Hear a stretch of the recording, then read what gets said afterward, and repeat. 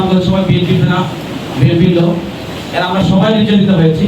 সহযোগী হিসাবে সহযোগিতা করার জন্য কিন্তু আপনারা যেন সচলভাবে যেতে পারেন, এইটার জন্য কিন্তু এখানে একটা সাব অফিস করা হয়েছে। নারায়ণগঞ্জের রূপগঞ্জে তারাবতে উদ্বোধন করা হয়েছে হানাবি জাপানিজ ল্যাঙ্গুয়েজ সেন্টার ও সুফিয়া মোবাইল কোম্পানির জাপান ট্রেনিং সেন্টার। উদ্যোগটির নেতৃত্বে আছেন আরিফ সর্দার, যিনি তরুণদের জাপানগামী দক্ষ কর্মী হিসেবে গড়ে তুলতে কাজ করছেন।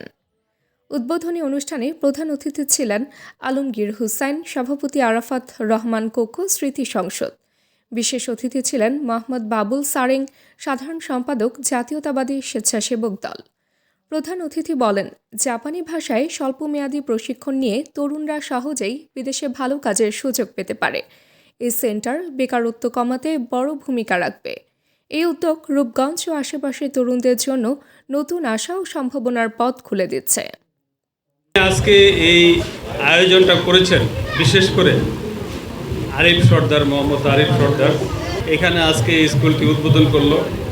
আমি আমার পরিবারের পক্ষ থেকে এবং আমার দলের পক্ষ থেকে ওর এই শুভ কাজের জন্য অভিনন্দন ও ধন্যবাদ জানাই। আপনারা জানেন হানাবি ট্রেনিং সেন্টার, এটা হলো ভাষা ট্রেনিং সেন্টার। এটার অফিস উদ্বোধন, এটার আগেও কিন্তু আমি আরেকটা অফিস গিয়েছিলাম, সেটা হলো চিটাগাং রোড। ওটা আরও অত্যাধুনিকভাবে অফিস করেছেন। ওইটারই সহযোগী হিসাবে সহযোগিতা করার জন্য কিন্তু আপনারা যেন সচলভাবে যেতে পারেন, এইটার জন্য কিন্তু এখানে একটা সাব অফিস করা হয়েছে। আমরা জাস্ট লাইসেন্স ব্যবহার করে আমরা জাপানে পাঠাই, সেটা অতি অল্প টাকায়। তা আমাদের একটা সমস্যা হয়ে গেছে কি, আমাদের ছেলেপেলেদেরকে 12, 13, 14 বছর পর্যন্ত স্কুল কলেজে পড়াশোনা করাই, তারা কিন্তু কোনো কাজে আসে না। এই পড়াশোনা করে না পায় সরকারি চাকরি, না পায় কোথাও ভালো একটা ভ্যাকেন্সি। আপনাদের ছেলেপেলেদের, আমাদের ছেলেপেলেদের যদি 4 হইতে 8 মাস জাস্ট জাপানিজ ভাষার উপরে পড়াশোনা করাই, তারা কিন্তু একটা ডিগ্রি সমমানের অর্জন করে।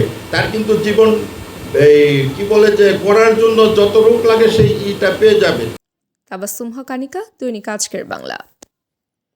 দৈনিক আজকের বাংলা .net